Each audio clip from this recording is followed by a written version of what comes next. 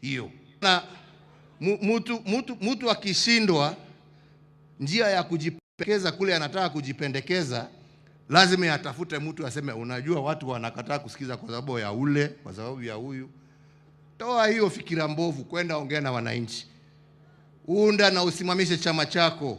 Kuwa na sera zako kama mwanaume, kama Cyrus. Sio kuzunga huko ukitoa mambo ya upuzi ambaye haipeleki nchi pahali. We want a united country. We want a vibrant democracy. And we want the will of the people to be that shall prevail. Ama ni namna gani wenzangu? Si ni namna hiyo? Kwa hivyo mimi sitaki kusema mengi, mnajua mimi ni mstaafu. Lakini kusema mstaafu sio kusema uniingize kidole kwa macho, mimi pia nitakuingiza.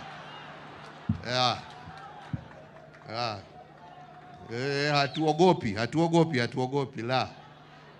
Tuheshimiane. Si ni namna hiyo?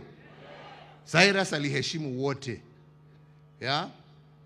Mimi naheshimu chama chake, wale wengine wafanye hivyo.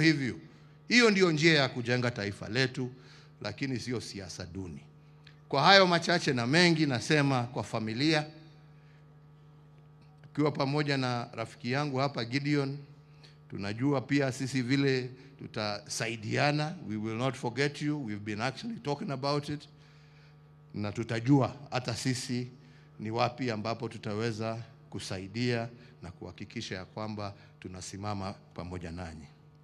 Kwa ndugu yangu nasema lala salama, upumzike kazi mingi ambayo umefanya, na sisi na Wakenya kwa jumla hawatakusahau.